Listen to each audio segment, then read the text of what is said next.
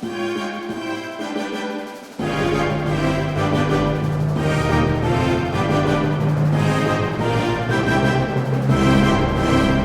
Roberto, again, thank you for your time. What a pleasure to talk to you. What a pleasure to talk to someone from this amazing franchise. Yes, Um, I pleasure's would love to mine. start by Thank you. getting to know what it was about this project that just immediately called to you as an actor. For me, uh, I will say one of the rare times that you get to send a self tape and you're hired, right? Since this whole industry changed with the availability of Zooms and sending your tapes in. So that right off the bat was one of the biggest things. I was extremely excited to have gotten the opportunity to read this. I'll be very honest. I had read for Lioness and I had read for Landman, and I was super bummed because it didn't go my way. Yeah. And I even read for Marshalls as well previously to this one. So I was kind of bummed out, and I just like I had a I felt a little, the scene that I got to read was the scene we all kind of read. The audition piece was the Austin scene with Beulah in the hospital. And then there was the scene of when Miguel and Oriana are, in episode 4, when he kind of stops her from stealing the truck. And immediately, I obviously, as a dad of 17 and 18-year-old daughters, I drew an instant, my cheat code was already there.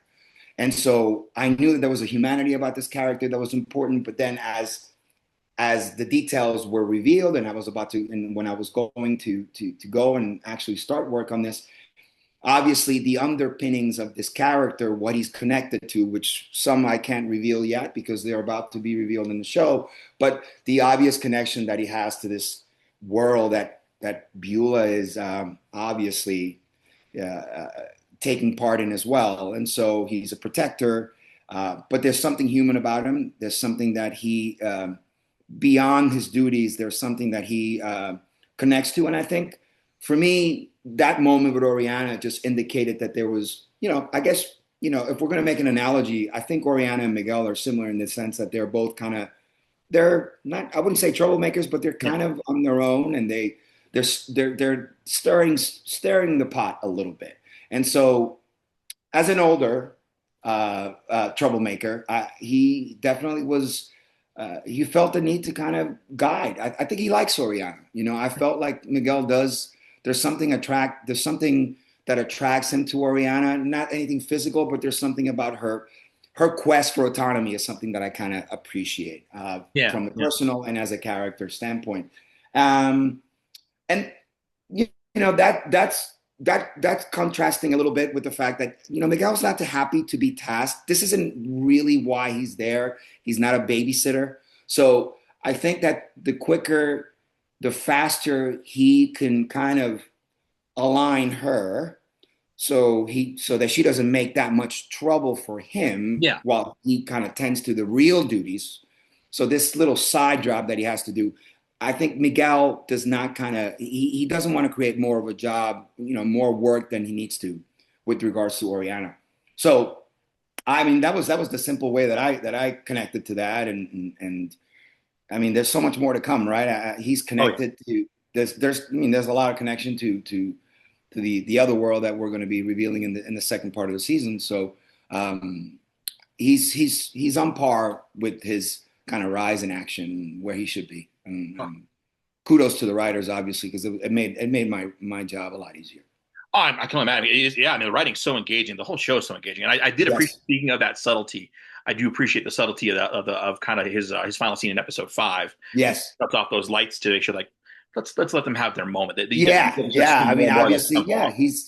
There's something, those were little nuggets, the little moments that you kind of do in while we're there. And I think Jessica and I had discussed it, because the lights felt.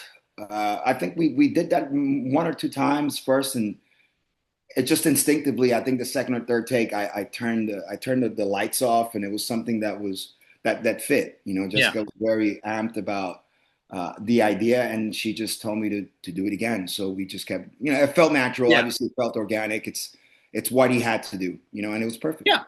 Well, it worked like a charm. It has such great impact in the role as well. And I mean, you talked a bit there about how you kind of found the voice of him. You found kind of some of that depth, which I appreciate very, very much. What's this is a very dynamically different role for you because you've done so many. I mean, you've done a lot of great things as it is. Don't get me wrong, Thank you. amazing. But at the same time, this is definitely definitely a new world. It's such a coveted franchise. How did you prepare differently for this role as opposed to anything else that you've done in your career? So I was very happy to not be wearing an orange jumpsuit or be in jail or something like that. That was the first off the bat. I was not working in a New York City urban environment, so to speak. That was also a very refreshing thing for me. You know, as an actor, you want to be able to show off your versatility, and I Sure. think that this was an amazing opportunity for me to do that. But ironically enough, as a young kid, I did watch my father for close to 3 or 4 years. He was a roper. And growing up in Puerto Rico, we went to a lot of rodeos, not to the scale that you would see in Fort Worth or anything that you would see here, right? Yeah. But in a smaller scale, my father was a very good roper, single roper, right? Would rope and then uh, turn the calf and rope the legs. And then that was his event. And he had an amazing horse, Duque.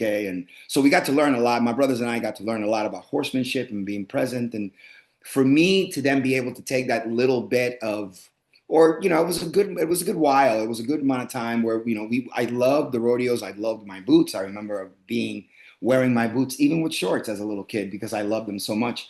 Yeah. um, it was so nice to be able to kind of connect that now, especially at the beginning of that camp. There was some I obviously, I pride myself in being an athlete. I did play all football and college football and all kinds of different sports. I'm a surfer, so I did pride myself in bringing athletics and athleticism to the work, right? I mean, Yeah. you kind of have to have those skills from the athletics point of view to do it. And so to be able to show up there with a little bit of a leg up on that was great. But obviously, working with these guys who are all professional riders, professional rodeo riders, and professional wranglers, and even like someone like Sterling English, who's an actual like national champion as a team roper. Oh wow. It was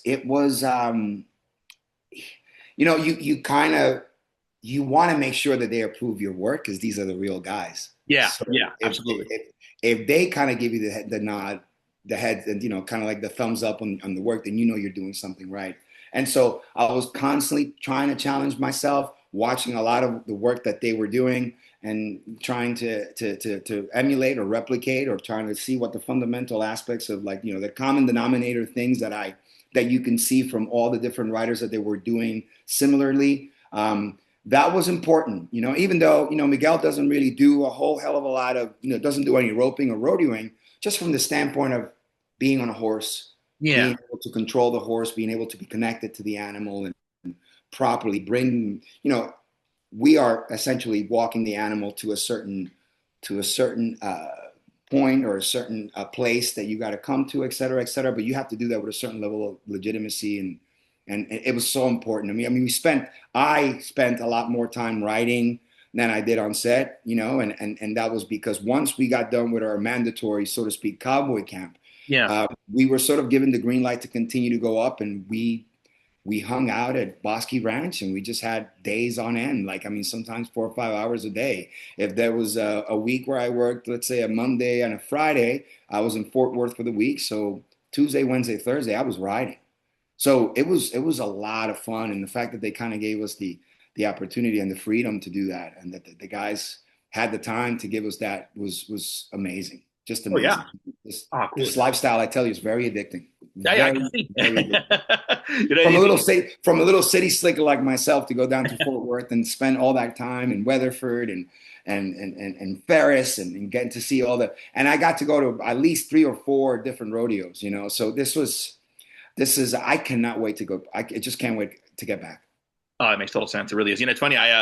My dad showed me a lot of westerns when I was a kid, so I was kind of like, yeah, he's all right. And as I've gotten older, I'm starting to appreciate them more and more. And this show too, I'm like, man, God, it's all so gorgeous, and it just looks so it's just so engaging and so fun. So yeah, you're absolutely right. It just kind of it gets under your skin. It really does. Yeah, yeah, and I learned a lot. Those horses are like professional actors too. It's almost like sometimes they know their mark. They know that they're being made to kind of repeat the same action over and over. And then of course, when you have the connection, when you build a connection with one, I got to ride a bunch of different horses, which was kind of cool.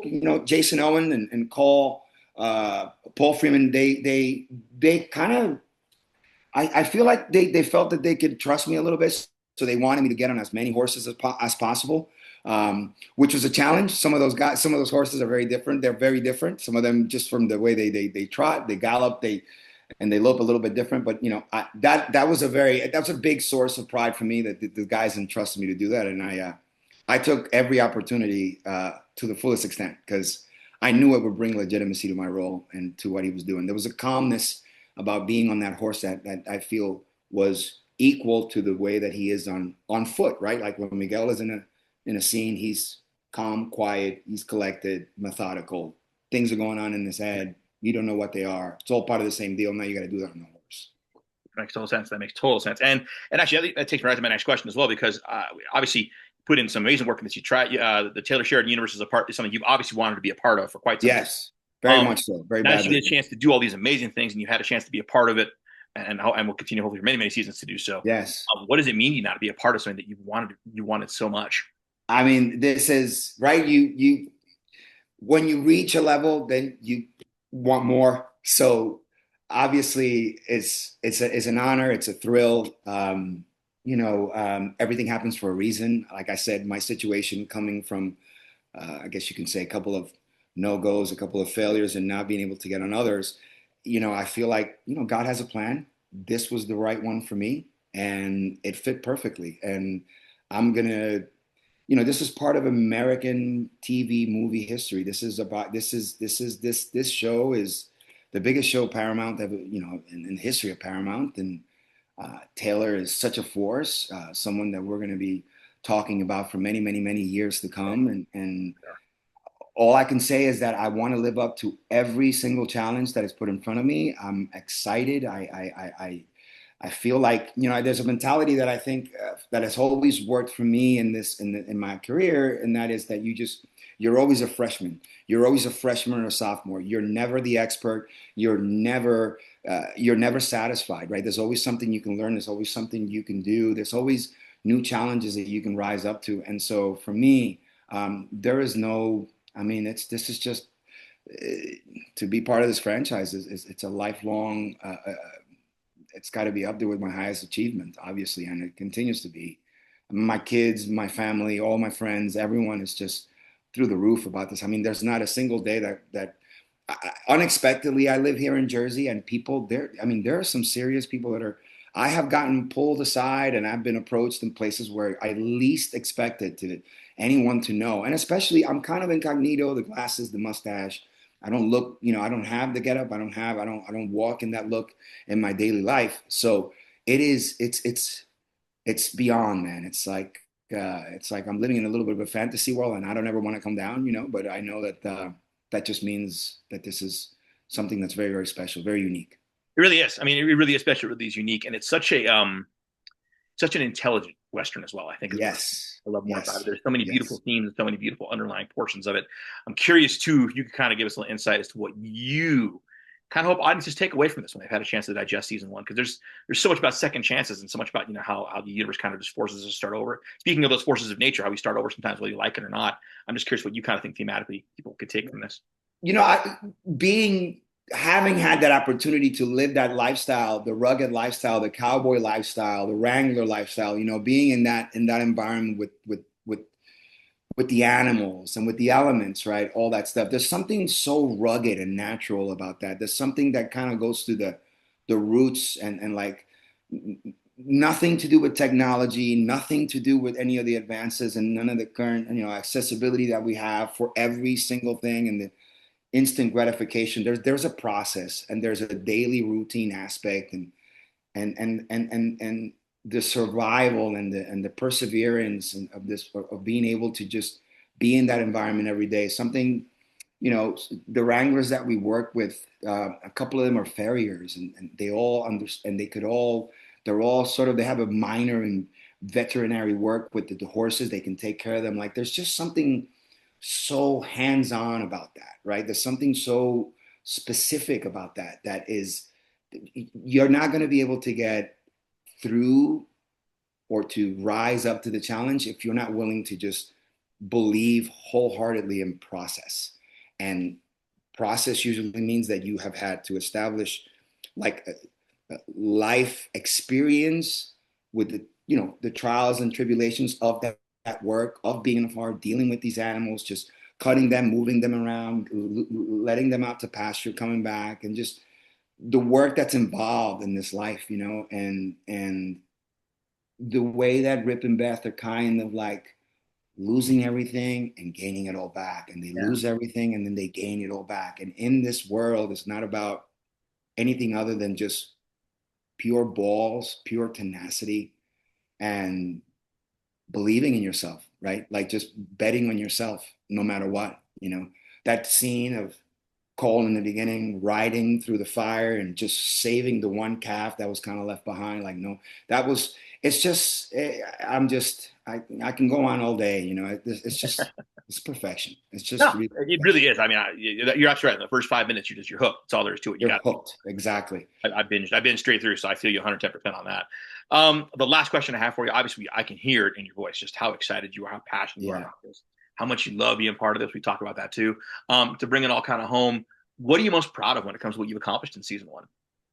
I think that as an actor, I had to learn to just trust the aspect of having that full intention with not necessarily having the dialogue. I guess that just speaks a little bit to all the egos that we all have as a human being and as someone that always wants more and is always striving to do better. Um, I'm proud of the fact that I have walked away from this experience knowing that, knowing that the honest, the honest performance of this character didn't need anything else other than the words that were there and his presence, right?